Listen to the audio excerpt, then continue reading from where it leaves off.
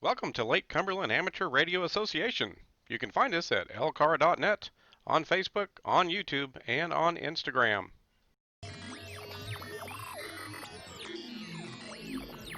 If you're enjoying the videos we're producing here at Elcara, please help our club out by hitting that subscribe button. Also, give us some feedback on our videos. Click the like button, share with anybody who may find it interesting, and be sure and hit the bell icon to make sure you get notified of the next video release. Hello, folks. This is Chris, KY4CKP. And I'm KY4BDP Brian for the Lake Cumberland Amateur Radio Association. And today we're going to bring you our 2020 Top 10. And Chris, what's the theme for this Top 10 for 2020? This has been a really unusual year, as we all know, and a lot of plans that were made early on have been changed. But as a club, and being that this is a club-oriented channel, we thought we would pick some of the videos that showed the club activities we still managed to get in for 2020. We actually still got a lot of fun, interesting projects done, a lot of club-oriented activities. So that's what we wanted to kind of focus on out of all the videos that we did this year. Right. I think we did, not counting the Hamcation videos, I think we did close to 75 videos this year, and many of those were club related. And it was kind of tough to pick 10. I picked five, Chris picked five. And what we wanted to do is kind of show you five each of our favorites this year as kind of an inspiration, because we get inspiration from other people in the hobby. When I went down to Hamcation and got a chance to talk to Eric, who does Ham Radio Concepts, well, a lot of his club people were there, and we got to talking about some of their activities, and could we take some of those activities and make them our activities? And we're not trying to copy per se, but there's so many cool things you can do. Yeah, that's right. And again, we've had some pretty cool projects that we've had multiple videos in a series on, and some shorter ones as well. But again, for us at least, and I think for certainly some people, the club aspect of ham radio can be a lot of fun. I know that sometimes people struggle with clubs a little bit. Right. That's one reason we have our channel, and it's one reason we accept remote members. But we wanted to kind of share that and focus on that this year. It was tough, but we were able to get a lot of interesting projects done. Absolutely. I think the pandemic caught everybody off guard, and I haven't traveled. You haven't traveled since February, and it's been a change for a lot of us. And so we kind of looked inward instead of looking at things that we were doing while we were traveling. We started looking inward and really focusing more on the local club and the activities with that. So with that said, Chris, you want to go first, or you want me to go first with the first video? I can go first. As I was looking back over our videos for 2020, uh, we had some pretty good videos on some pretty good projects and things that were, again, club activities or club oriented projects. The first one I picked is where we showed rebuilding our Echolink system. Our Right. club has had the Echolink system for really quite a few years, but it was on some older hardware that was harder to maintain, and we rebuilt it on a little bit more modern hardware, a little bit more modern computer, so that we can maintain that, so that our club can allow folks to join our weekly nets, which we have used as when we traveled, really all over the world. And it's one of the things our club offers. It's a benefit of our club, and I thought that was really kind of a cool project to upgrade the Echolink system and keep providing that service. That was a really neat video, and of course we host the Echolink, the transceiver at my house, and I have an antenna pointing back to the repeater.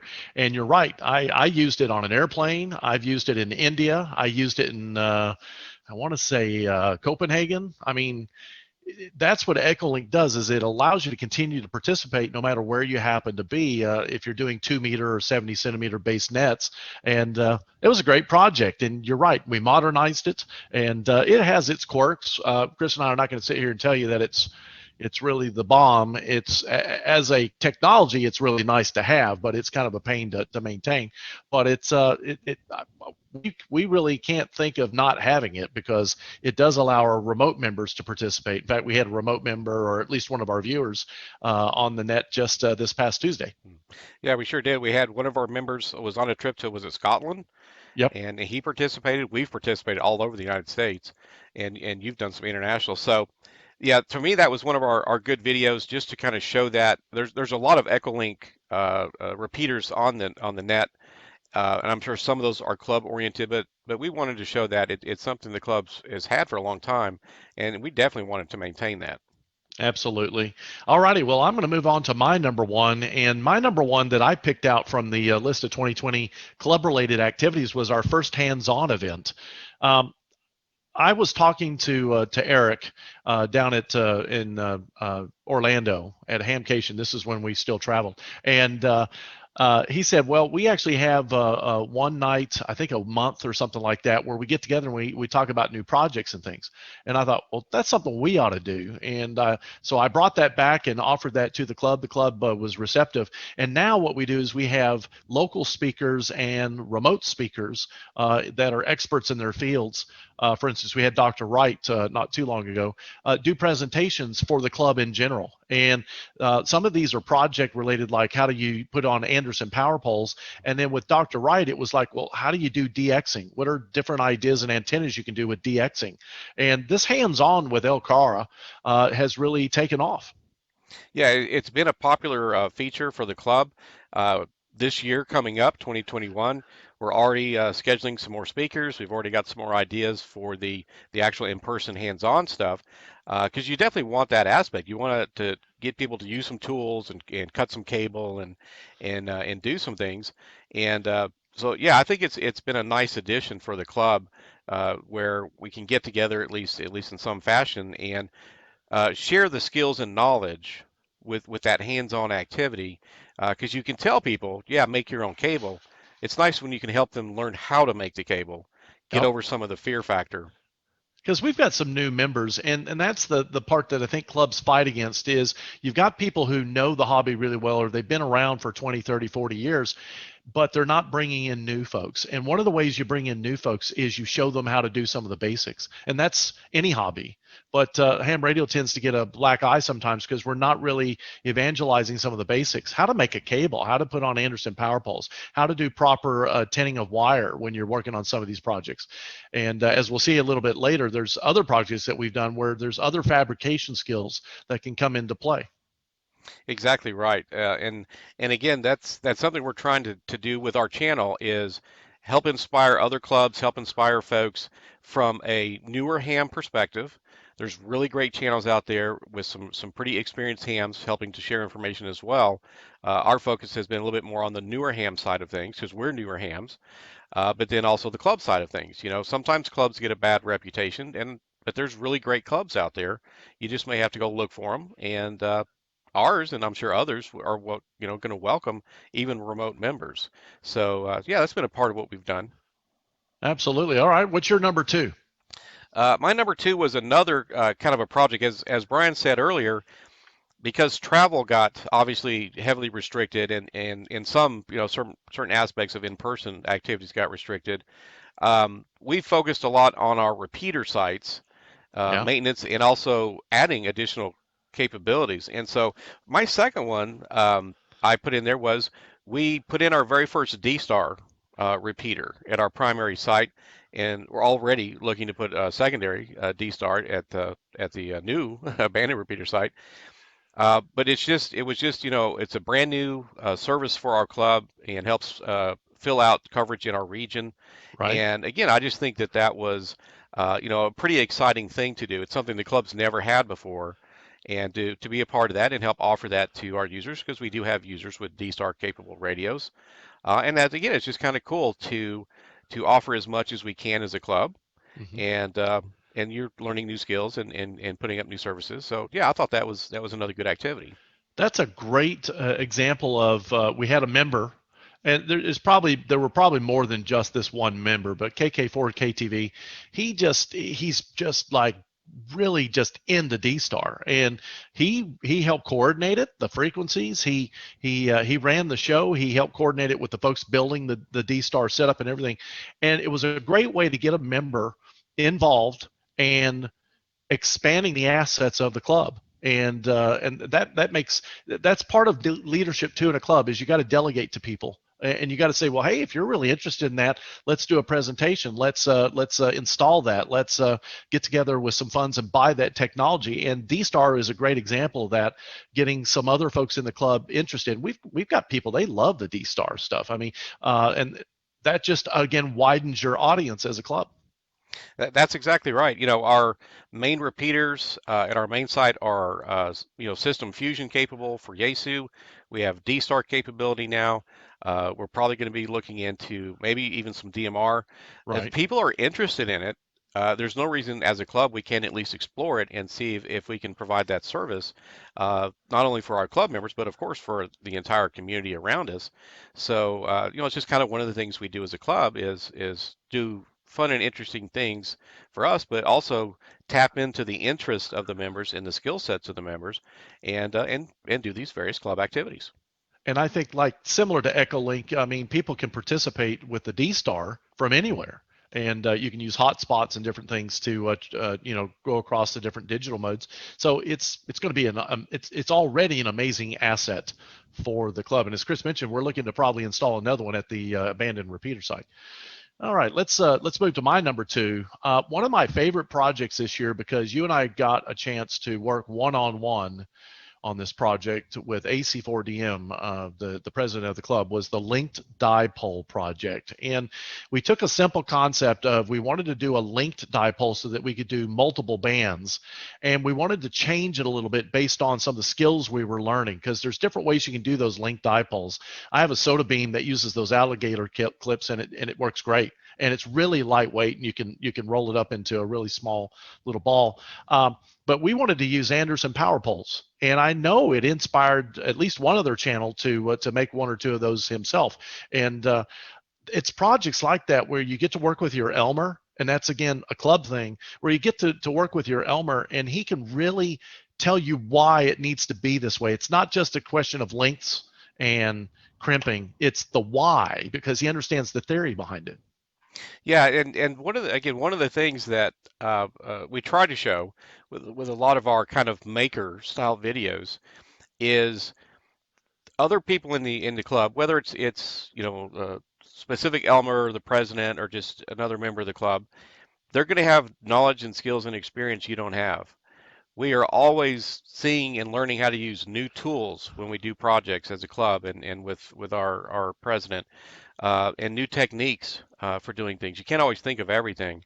So yeah, it was really nice to do that in a lot of the projects. So if you have a club in your area and if it's a good match for you, ask people about things. Hey, I would like to do such and such. Is anybody around here? Has anybody done that before? Is anybody Mm-hmm. interested in working on it with me? Sometimes if you'll just ask, you'll immediately get somebody who will go, yeah, I would love to do that project, or yeah, I've done that, and I can help show you how to solder up a copper J pole, or just whatever it would be. So that's part of what we try to show is the kinds of tools involved with those projects, and it just you can have a lot of fun, doing the more maker side of the hobby. Yeah, we've said it before. Ham radio was one of the first maker projects and/or hobbies, and it still can be that today because a lot of the younger generation don't really understand the theory behind HF and frequency-based radio communication. That theory is not taught anymore, and you need to get that knowledge out there again with the younger generations, including ourselves. There are people at our age that know some of the stuff, but far fewer than folks older than us, and we need to disseminate this information with younger folks. So that linked dipole project, and eventually we made one and we did a giveaway with that as well, turned out to be an extremely fun project, and it showed how it doesn't take a lot of money. Right.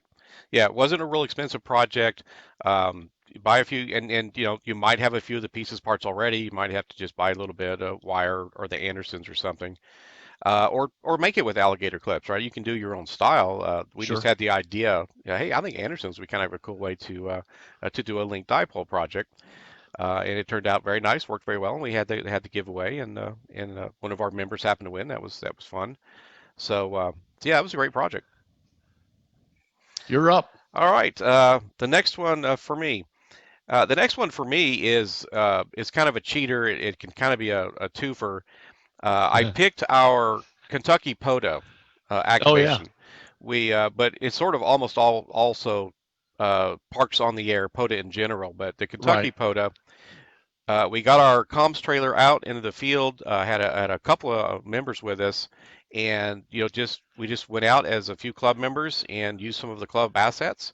And it was a brand new event for this year, the Kentucky POTA, and we made some activations and had a good time. And again, that's just part of hopefully, you can enjoy a local club, and hopefully they have certain kinds of assets that members can take advantage of. And that's, we've really enjoyed building the emergency communications trailer, but the whole point was Absolutely. to use it, to get it in the field and to use it for things. So I just, it was a brand new event, and we got to take the comms trailer out. Not the first time, but one of the early times we've taken it out, as it's been nearly complete. And yeah, I just think it was a lot of fun, and we had a couple of members out with us.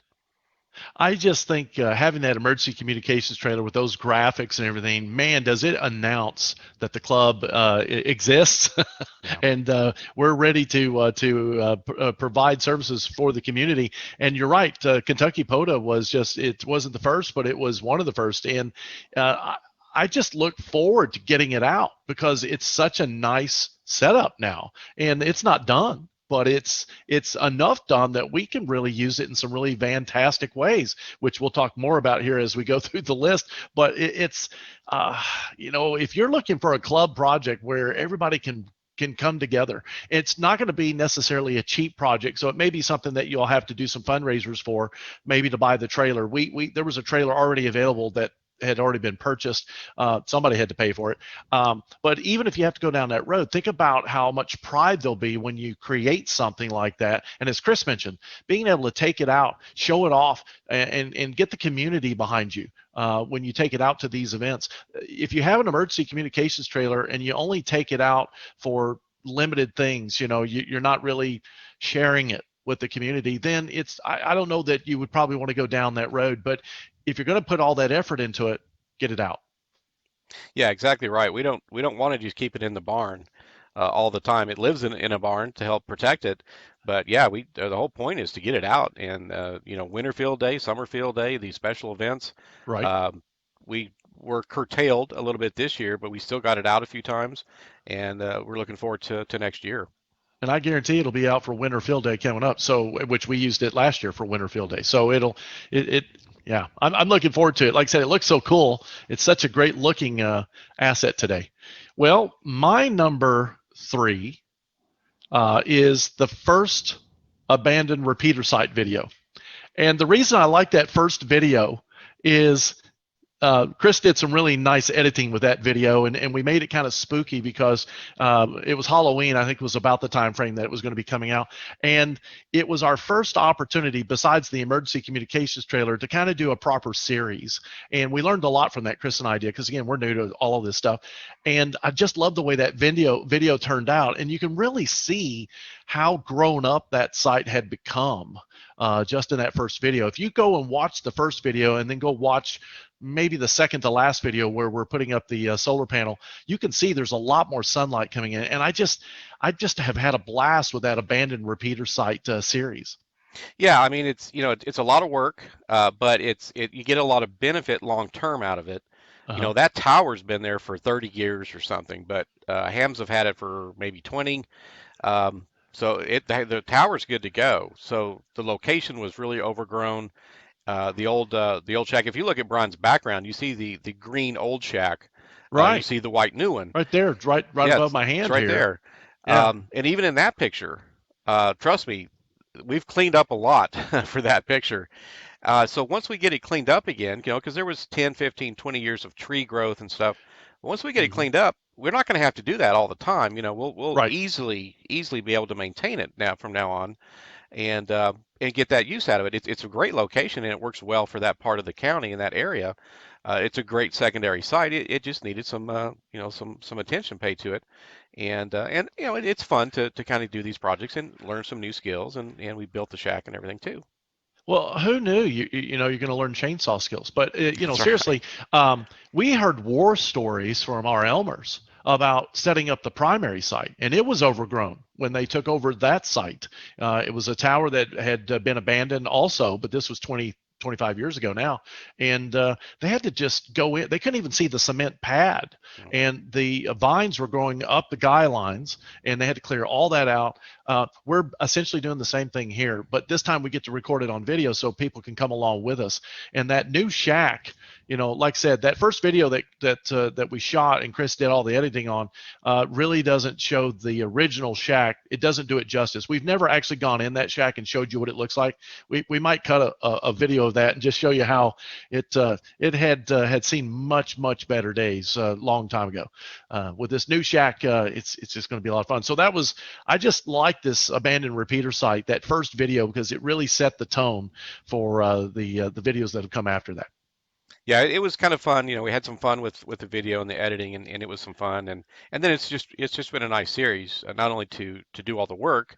It's okay to break a sweat now and then as a ham, but it's been a lot of fun, and we're getting a good benefit. We've got the repeater up and running again, Mm-hmm. and we're going to put more services out there too. Again, 6 meters, probably 10 meters, and some other things. So it's Yeah, just been a lot of fun.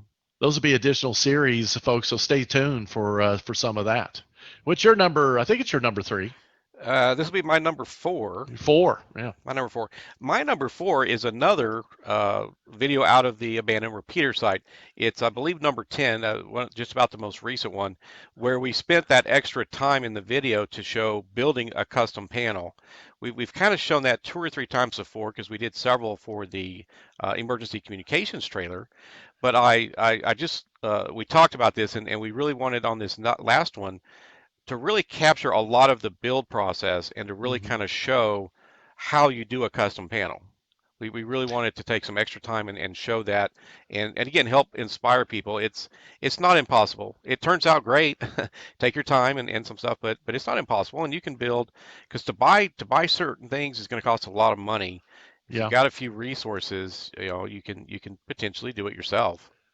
I'm just again continually amazed at how much new old stock is at worldwide headquarters, and it's inspired me to purchase some additional large meters and things like that for the 88 site when we do solar up there eventually.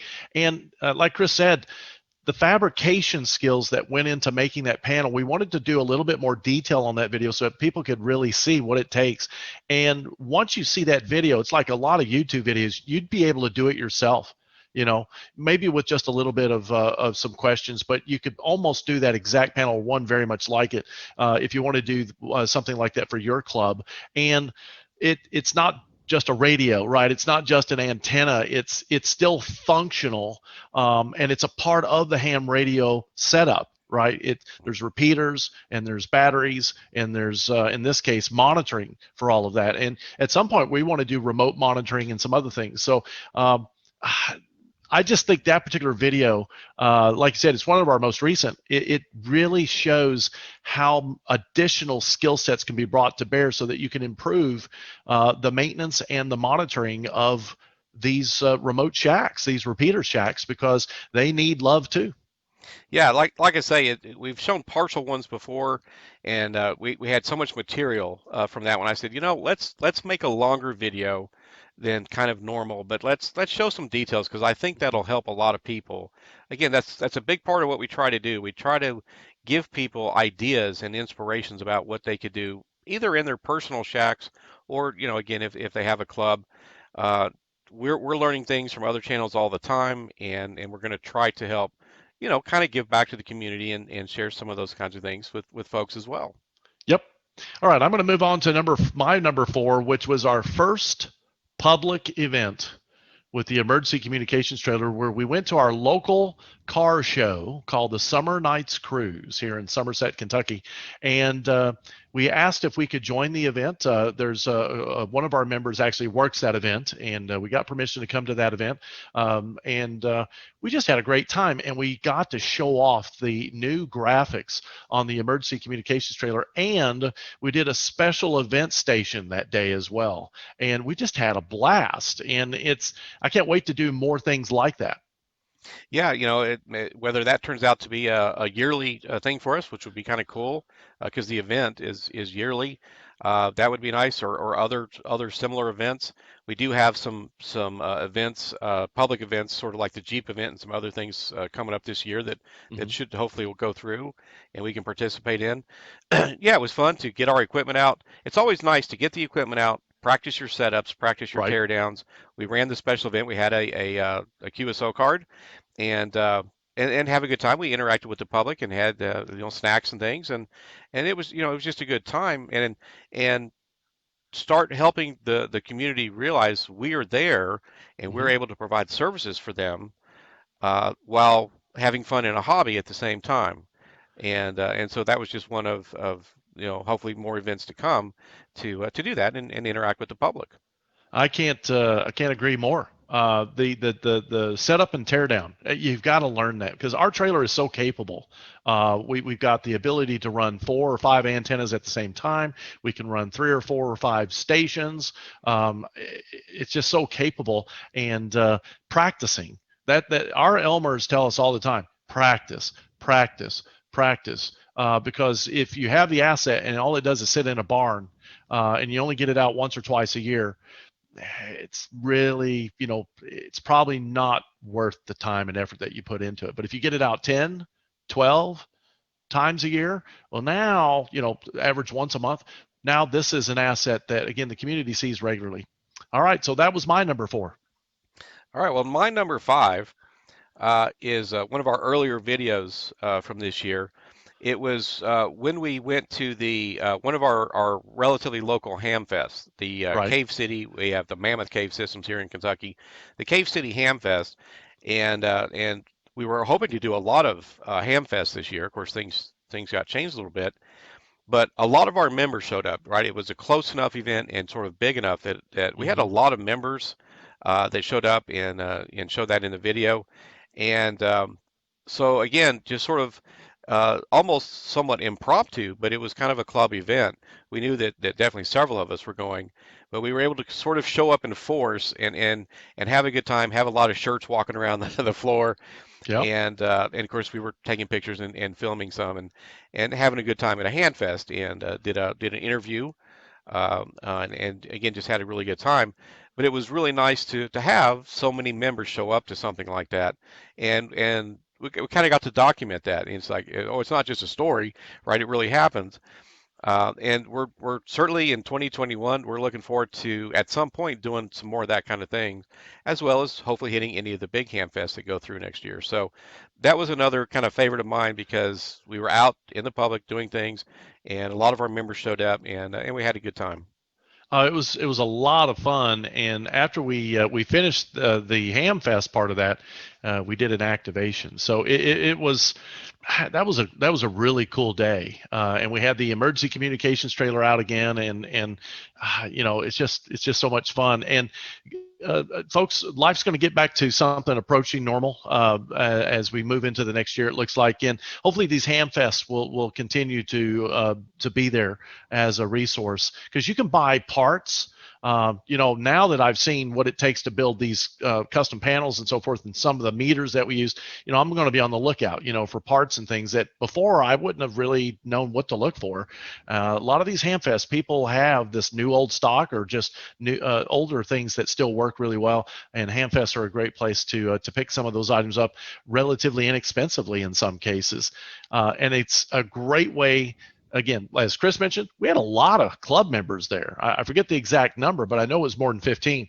And what a great way to have some camaraderie as a club by going to a local ham fest. Yeah, we had All we right. had a great time. We did the POTA activation, and Yeah. so it was one of my kind of favorites for the year because a lot of the club members showed up and participated, and we got to have a good time. Now I'm going to steal this number 5. I think Chris wanted to talk about it, but I had it on my list first, I think, and he just kind of alluded to it. One of the other club-based events that we sort of manufactured a little bit, but working with the same Summer Nights Cruise folks. We had such a good relationship when we did our first MCOM trailer setup at the car show. We got to talking to the director of the event, and he said, "Well, we're picking up this Jeep and other than Jeep trail event down south of us here a little bit in McCreary County, which is further south than where I'm at. And this Jeep trail event is in areas where there's no cell coverage. And you guys, obviously, with your radios and your repeaters and stuff, we're not going to lose communications. We're going to have communications throughout the trail, or at least mostly. And I thought that was a really great event. We got the emergency communications trailer out to act as a hub of communications. We had people at remote location sites so that we could kind of keep an eye on the participants as they went by, and if there were any breakdowns or anything, we could relay that information. And we learned a lot just from doing that event, so that when we do it in the future, it'll just be even better. Yeah, it was kind of just a fun event for us, but we realized it was a great practice run. Yeah. What if we needed to do something like this in a more serious situation? And that's what field days and things are really kind of supposed to be about too. We call it the emergency communications trailer for a reason. If there's an emergency, tornado, if you live in a hurricane area or something, and services are down, cell towers are down, your club can go out there and actually help reestablish and direct emergency services and things. Mm-hmm. Hams do it all the time when there's natural disasters and things, and we have for decades. But again, practicing that stuff, practicing the setups, finding out what the gotchas are Mm-hmm. and stuff. So we had a great time at the Jeep Trail Run event, but we learned a couple things, and we look forward to doing more of those. I think, according to the coordinator, there may be two of these events every year going forward. And if we could be a part of those, that'd be great. And the more visibility that our club gets with this trailer, there's a good chance that other organizations are going to see that. They're going to say, well, hey, we need to ask these guys to come help us out with our 5K run or our Alzheimer's walk or our whatever it might be, because ham radio, the folks in the club and the group are more than happy to volunteer those services. So that Jeep event, that got us some national attention, as well as Chris also has seen, and that's welcoming, because it validates what you're doing. Yeah, it's and we're just kind of looking to, because our club has done a lot of those things over the years: endurance bike Right. races, endurance runs, and kayaking in the rivers and things. There's a potential run coming up next year. So in the beautiful wild hill regions of our area, the Yeah. Appalachian Mountains, yeah, there's little to no cell service, and so you want to be able to provide emergency communications for folks, whether it's injuries or breakdowns or whatever it might be. Yep. And that's just a big part of what ham radio can do. And a lot of folks don't always realize, we all hear the question, oh, ham radio, is that still a thing? Well, yeah, it is. In fact, it's bigger than ever, but not everybody really kind of realizes that, and it still has Uh-huh. a big role to play in the public.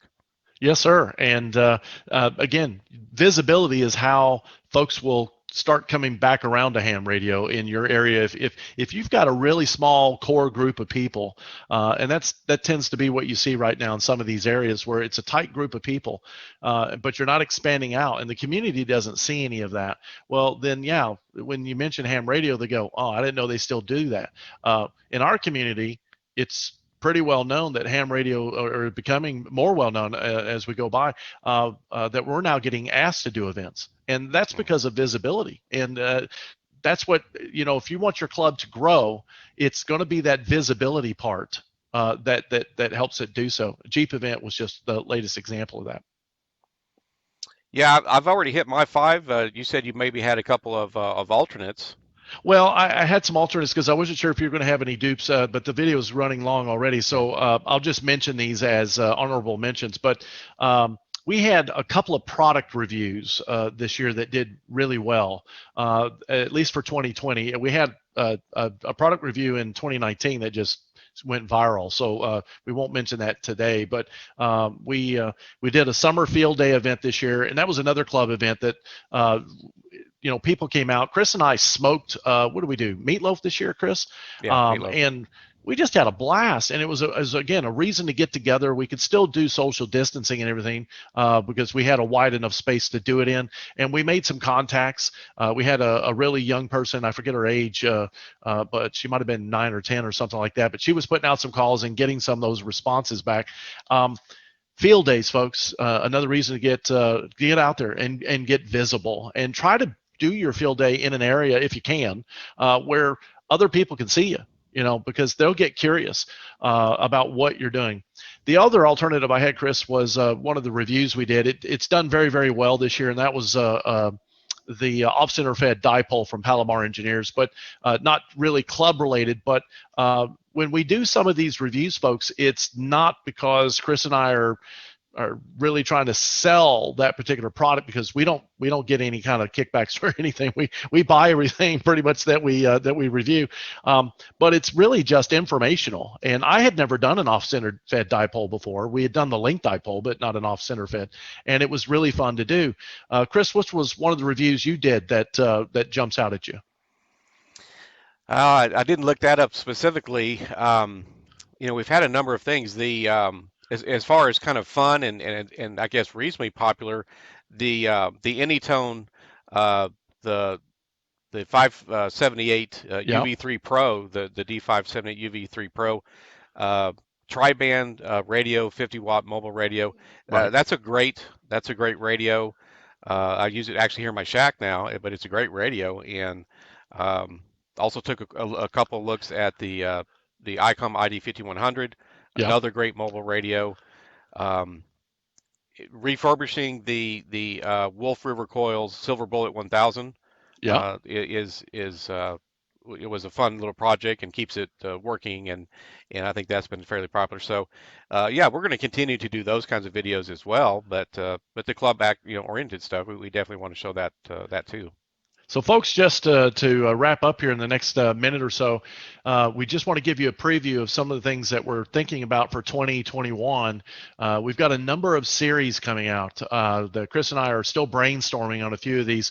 He already mentioned we're looking at adding additional repeaters at the shack behind me here, over my right shoulder, your left, and 6 meters.